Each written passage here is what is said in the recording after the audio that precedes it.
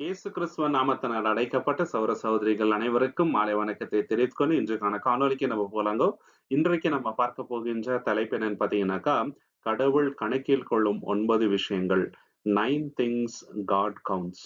தேவன் எதை எண்ணி வைக்கிறாரு அப்படின்றத நம்ம இந்த காணொளியில பார்க்கலாங்க. ரொம்ப இன்ட்ரெஸ்டிங்கா இருக்குது. தேவனை பத்தி இன்னும் பெட்டரா நம்ம அண்டர்ஸ்டாண்ட் பண்ணிக்கலாங்க. நம்ம எவ்வளவு அவரை பத்தி தெரிஞ்சாலும் அது கம்மி தான் இல்லைங்களா? ஆனா அவருக்கு உகந்த ஒரு வாழ்க்கை வாழணும். அதற்காக தான் இத நம்ப பார்க்குறோங்க. முதலாவது விஷயம் தேவன் எதை என்றார்னாக்கா, நம் கண்ணீர் யாவையும் அவர் கணக்கிட்டு வச்சிருக்கிறாருங்க. அத எண்ணி வச்சிருக்கிறாரு. ஒரு துளி கூட வேஸ்ட்டா போறதில்லங்க. நமக்கு தோணலாம் நெகட்டிவான தாட்ஸ் சாத்தான் கொண்டு வருவான். "உன் கண்ணீர காண்றவங்க யாருமே இல்ல இந்த உலகத்துல. நீ தனியா இருக்கிற" அப்படின்ற நெகட்டிவான ஃபீலிங் நம்ம மனசுல கொண்டு வராங்க. இல்லைங்களா? எல்லார் லைஃப்லயும் இது நடக்குதுங்க. நம்ம லவ் பண்றவங்க நம்மள விட்டுட்டு போம்போது, இல்ல அவங்க இறந்து போம்போது, நம்மளுக்கு ஒரு துரோகம் நடக்கும்போது, வீட்ல இருக்கிறவங்க மூலியமாவே நமக்கு பிரச்சனைகள் வரும்போது, ஏராளமான மனரீதியான ப்ராப்ளம்ஸ் வரும்போது, கண்டிப்பா நம்ம மனம் விட்டு நாங்க அழுவுறோம். அப்ப இந்த யோசனை வருது. ஆனா தேவன் என்ன சொல்றாருனாக்கா, அது எல்லாத்தையும் அவர் எண்ணி வச்சிருக்கிறாரு. நம்ம கவலைப்பட வேண்டியது இல்லங்க. அது ஒரு துளி கூட வேஸ்ட்டா போகாது. சங்கீதம் 56ஆம் அதிகாரம் 8வது வசனத்துல நம்ம பார்க்கலாம். சாம் சாப்டர் 56:8ல என் அலைச்சல்களை தேவரீர் எண்ணி இருக்கின்றீர்.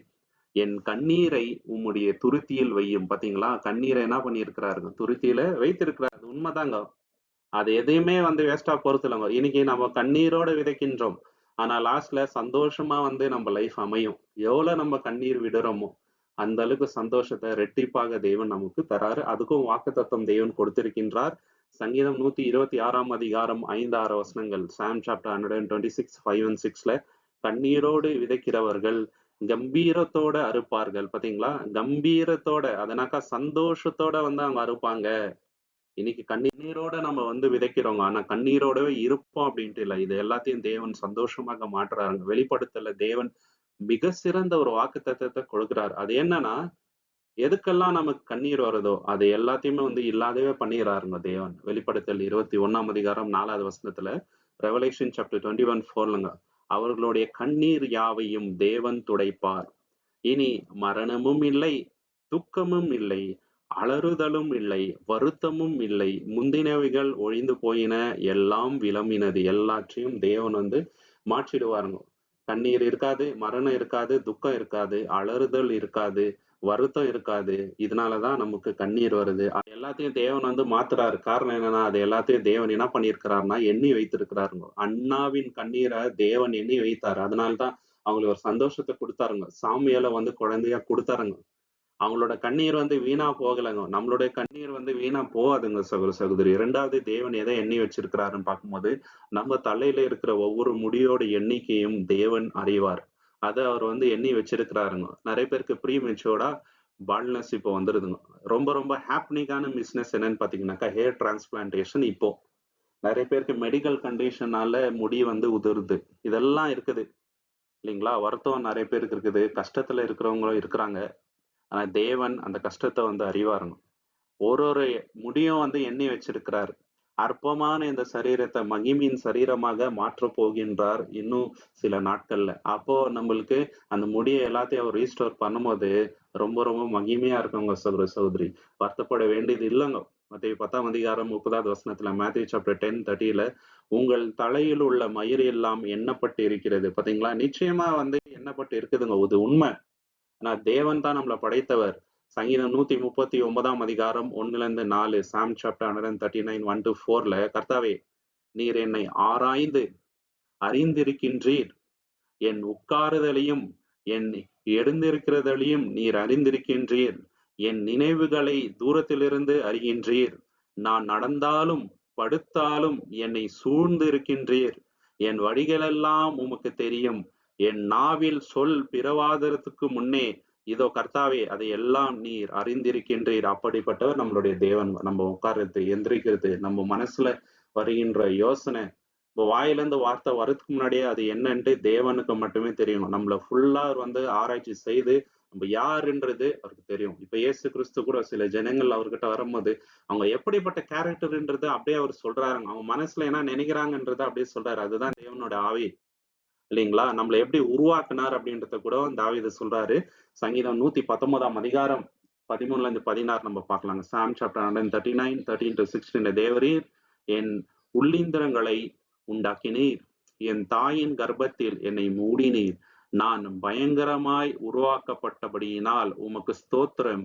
உம்முடைய கிரியைகள் ஆச்சரியமானவைகள். என் ஆத்துமா அதை நன்றாக அறியும். நான் அந்தரங்கத்திலே உருவாக்கப்பட்டதும் பூமியின் தாழ்விடங்களிலே விசித்திரமாய் உண்டாக்கப்பட்டதும் ஆனபோது என் எலும்புகளை உமக்கு மறைவாய் இருக்கவில்லை.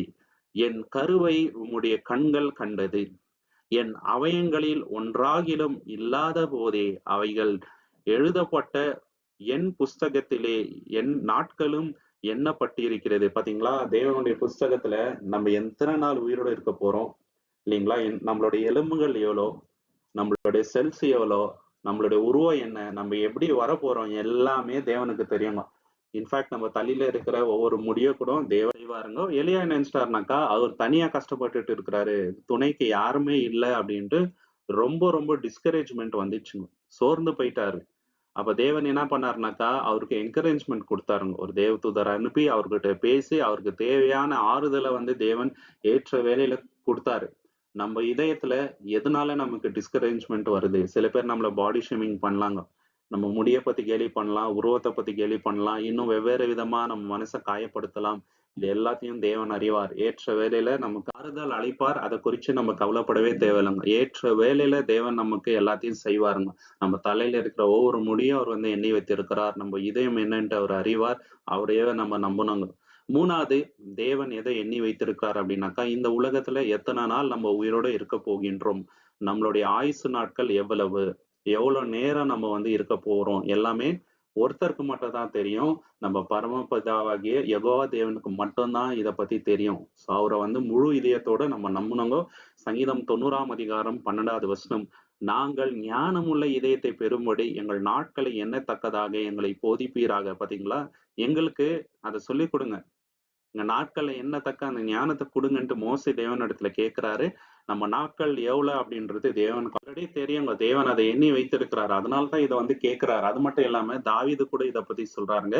சங்கீதம் 39ஆம் அதிகாரம் 4-5 வசனத்துல, சாம் சாப்டர் 39, 4 and 5ல, கர்த்தாவே என் முடிவையும் என் நாட்களின் அளவையும் நான் அறியும்படி செய்யும். பாத்தீங்களா, என்னோட முடிவு எப்ப வரும், என்னோட நாட்கள் எவ்வளவு இருக்குது அப்படின்ட்டு எனக்கு சொல்லுங்க அப்படின்ட்டு கேட்கிறாருங்க. பாத்தீங்களா, இதெல்லாம் தேவனுக்கு தெரியும்ன்றது தேவனுடைய பிள்ளைகள் நன்றாகவே தேவனுக்கு தெரியுங்க. நம்ம எத்தனை நாள் உயிரோட இருக்கிறோம் அப்படின்றது பெரிய விஷயம் இல்லைங்க.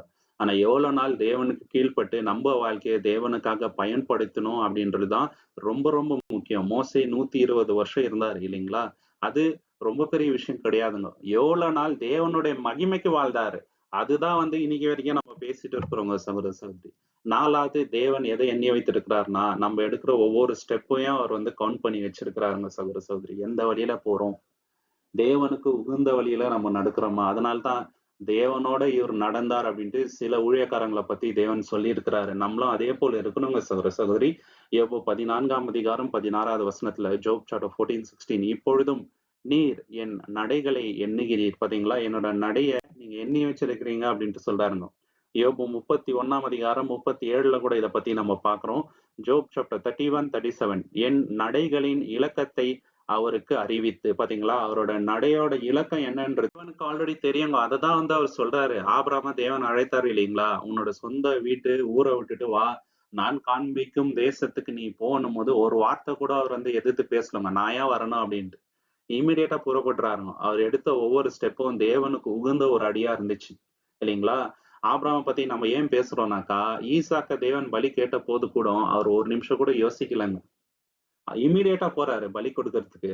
அதுதான் கீழ்ப்படிதல் இல்லைங்களா? நம்ம எடுக்கிற ஒவ்வொரு ஸ்டெப்பும் தேவனுக்கு உகுந்த ஒரு ஸ்டெப்பா இருக்கணுங்க. அந்த நடைகளை தேவன் ஆசீர்வதிப்பார். இன்னைக்கு வரைக்கும் ஆபிரகாம் பத்தி பேசினே இருக்கிறோம்னாக்கா, அவர் நடந்த பாதை தாங்க ரொம்ப பெரிய இம்பாக்ட்ஃபுல்லா இருந்துச்சு.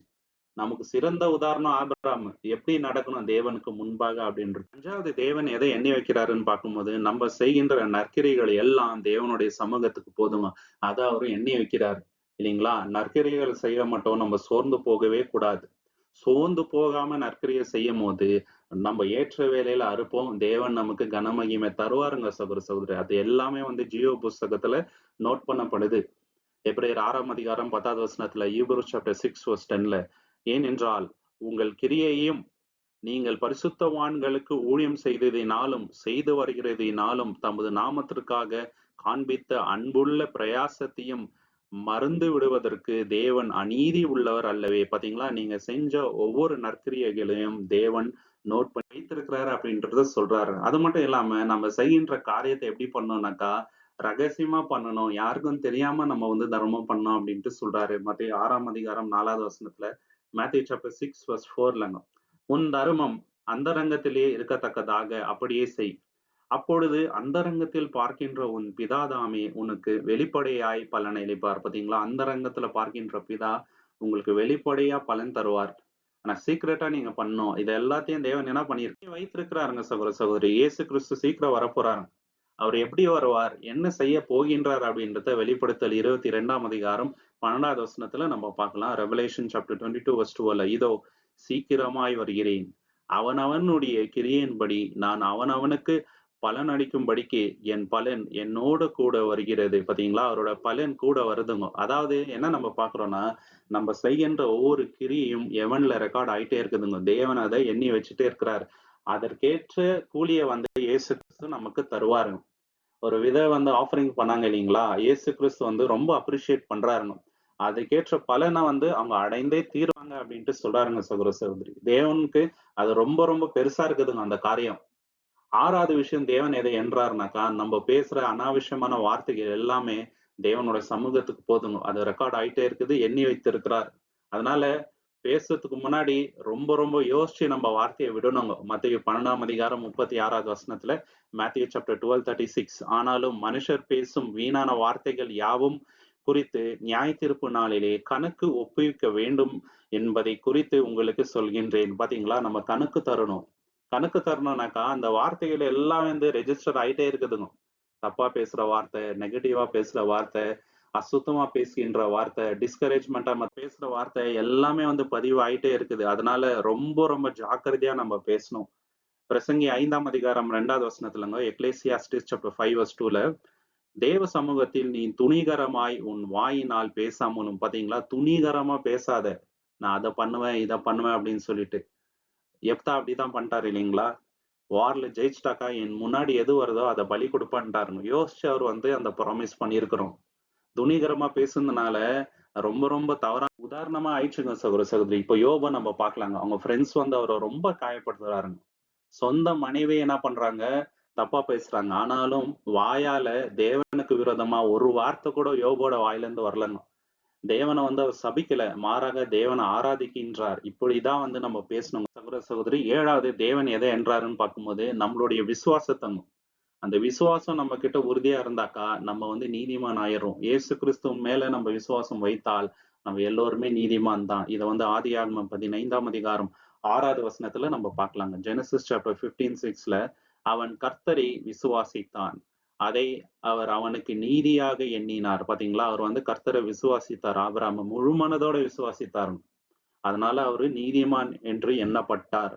அதே போல நம்மளும் இருக்கணுங்க. கலாத்தியர் 3ஆம் அதிகாரம் 6வது வசனத்துல பவுல் இப்படியாக சொல்றாரு. கலேஷியன் சாப்டர் 3:6லங்க, அப்படியே ஆபிரகாம் தேவனை விசுவாசித்தான், அது அவனுக்கு நீதியாக எண்ணப்பட்டது. அதே போல யாரெல்லாம் இயேசு கிறிஸ்துவ இந்நாட்கள்ல விசுவாசிக்கிறாங்களோ அவங்க எல்லாருமே ஆபிரகாமின் சன்னதி அப்படின்ட்டு அப்போஸ்தலனாகிய பவுல் இந்த அதிகாரத்துல எக்ஸ்பிளைன் பண்றாங்க சகோதர சகோதரி. 8வது, தேவன் எதை எண்ணி வைக்கிறார் அப்படின்னு பார்க்கும்போது, தேவனுக்காகவும் இயேசு கிறிஸ்துவுக்காகவும் நம்ம படுகின்ற பாடுகளை தேவன் எண்ணி வைக்கிறாருங்க. அதுக்கேற்ற பலனை நம்ம அடைந்தே தீர்வோம். பிலிப்பியர் 1ஆம் அதிகாரம் 29வது வசனத்துல, பிலிப்பியன் சாப்டர் 1:29லங்க, ஏனெனில் கிறிஸ்துவின் நிமித்தம் விசுவாசிக்கிறதுக்கு மாத்திரமல்ல, அவர் நிமித்தம் பாடு அனுபவிக்கும் உங்களுக்கு கிருபை அளிக்கப்பட்டு இருக்கிறது. பாத்தீங்களா, வெறும் இயேசு கிறிஸ்துவின் நாமத்துல விசுவாசம் வைக்கிறதுக்கு மாத்திரமே தேவன் அழைக்கலங்க. அவர் நிமித்தம் நம்ம பாடும் அனுபவிக்கணும், கஷ்டத்தையும் வந்து ஏத்துக்கணும். அங்கதான் வந்து நம்மளுக்கு மகிமை இருக்குதுங்க சகோதர சகோதரி. இத தேவன் எண்ணி வைக்கிறாருங்க சகோதர சகோதரி. அது எதுவுமே வந்து வீணா போறது இல்லைங்க. மத்தேயு 5ஆம் அதிகாரம் 10-12 கூட நம்ம பார்க்கிறோம். மேத்யூ சாப்டர் 5:10-12, நீதி நிமித்தம் பாடுபடுகிறவர்கள் பாக்கியவான்கள், பரலோக ராஜ்யம் அவர்களுக்குரியது. என் நிமித்தம் உங்களை நிந்தித்து துன்பப்படுத்தி உங்களை குறித்து சகலவித பொல்லாத வார்த்தைகளையும் பொய்யாய் சொல்வார்களானால் பாக்கியவான்காய் இருப்பீர்கள். பரலோகத்தில் உங்கள் பலன் மீதியாய் இருக்கும். பரலோகத்துல உங்களுக்கு பலன் வந்து ஜாஸ்தியா இருக்கும். என் நிமித்தம் நீங்க வந்து பாடு அனுபவிச்சீங்கன்னா. ஏன்னா தேவன் என்ன பண்றாருங்க, அந்த பாடுகள எல்லாத்தையும் வந்து நோட் பண்ணி வைக்கிறாருங்க. எல்லாமே வந்து அவர் கவுண்ட் பண்றாருங்க சகோதர, சகோதரி. இயேசு நிமித்தம் நம்ம எவ்வளோ பாடு அனுபவிக்கிறோம். அதிகமா நம்ம அனுபவிச்சோமா, அதிகமா நம்மளுக்கு வந்து பலன் கிடைக்கும். அத வந்து நம்ம மறந்துடவே கூடாது. ஆதலால் சந்தோஷப்பட்டு களி கூறுங்கள். உங்களுக்கு முந்தின தீர்க்கதரிசிகளையும் அப்படியே துன்பப்படுத்தினார்களே. பாத்தீங்களா? நம்மளுக்கு முன்னாடி இந்த தீர்க்கதரிசிகளையும் துன்பப்படுத்தினாங்க. அதனால நீங்க வந்து அது நிமித்தம் நீங்க சந்தோஷப்படுங்க அப்படின்ட்டு சொல்றாருங்க. பவுலியும் சீலாவையும் ஜெயில்ல போட்டுறாருங்க. ஜெயில்ல போடுறதுக்கு முன்பாக நல்லா அவங்கள வந்து அடிக்கிறாருங்க. கொடூரமான அடி. அடிச்சு செயின் கட்டி ஜெயில்ல வந்து போடுறாருங்க. ரொம்ப கஷ்டமான சூழ்நிலையில இருக்கிறாருங்க. இந்த சூழ்நிலையில நிறைய பேருக்கு என்ன ஆயிடும்னாக்கா, மனசோர்வு வந்துருங்க சகோதர, சகோதரி. ஆனா இவங்க 2 பேரும் என்ன பண்றாங்க? தேவனை நோக்கி கேள்வி கேட்கல. "ஏன் தேவனே இவ்வளவு கஷ்டம்? உங்களுக்காக ஊழியம் பண்ண எங்களுக்கு ஏன் இவ்வளவு பாடு வரணும்?" அப்படின்ட்டு கேட்காம, தேவனை நோக்கி துதிச்சு பாட்டு பாடுறாருங்க சகோதர, சகோதரி. அப்படிப்பட்ட ஒரு குணம் நம்ம கிட்ட இருக்கணுங்க. அப்படி நம்ம இருந்தோம்னு வச்சுங்களேன், தேவன் நிச்சயமா நமக்கு கன மகிமைய அதிகமா தருவாருங்க. ஏன்னா நம்ம இயேசுக்காக படுற பாடுகள் எல்லாமே பரலோகத்துக்கு போதுங்க சகோதர, சகோதரி. 9வது தேவன் எதை எண்ணி வைக்கிறாருனாக்கா, இயேசு கிறிஸ்துவ ஃபாலோ பண்றதுக்காக நம்ம எதையெல்லாம் வந்து இழக்கிறோம், எதெல்லாம் வந்து சாக்ரிஃபைஸ் பண்றோம், இது எல்லாத்தையும் வந்து தேவன் கவுண்ட் பண்ணி வைக்கிறாருங்க. நம்மளோட கம்ஃபர்ட் இல்லைங்களா? நம்மளுடைய பிரிவிலேஜ். இன்னும் நம்ம சொல்லிட்டே போலாங்க சகோதர, சகோதரி. இப்ப அப்போஸ்தலனாகிய பவுல் இருந்தாருங்க. அவர் எல்லாத்தையும் விட்டுட்டாருங்க இயேசு கிறிஸ்துவுக்காக. ரோமன் சிட்டிசன்ஷிப் இருந்துச்சு. அதுல ஏராளமான பிரிவிலேஜ் இருந்துச்சு. அது விட்டு கொடுத்தாருங்க. நல்ல இன்ஃப்ளூயன்ஸ் இருந்துச்சு. விட்டு கொடுத்தாருங்க. வசதியான வாழ்க்கைய விட்டு கொடுத்தாருங்க. மோசே இருந்தாருங்க. அவரும் வந்து தேவனுக்காக ரொம்ப பெரிய இடத்த வந்து விட்டு கொடுத்தாருங்க. அவரோட கம்ஃபர்ட்ட வந்து விட்டு கொடுத்தாருங்க. தேவனுடைய பிள்ளைகள் கூட பாடு அனுபவிக்கிறது தான் வந்து ஏற்றுக்கொண்டாரு. இந்த மாதிரி நம்ம சொல்லிட்டே போலாம். இயேசு கிறிஸ்துவே மிக சிறந்த உதாரணம். பரலோகத்துல தேவனுடைய ஒரே பேரான குமாரனா இருந்து ராஜாதி ராஜாவாக இருந்தவர் அவரு. அவரு எல்லாத்தையும் விட்டு கொடுத்து அடிமையின் ரூபத்தை எடுத்தாருங்க நமக்காக சகோதர, சகோதரி. சோ இதெல்லாமே என்னங்க பரலோகத்துல வந்து ரெக்கார்ட் ஆயிட்டே இருக்குதுங்க. தேவன் வந்து எண்ணிட்டே இருக்கிறாரு. எவ்வளவு நம்ம வந்து சாக்ரிஃபைஸ் பண்றோம் தேவனுக்காக.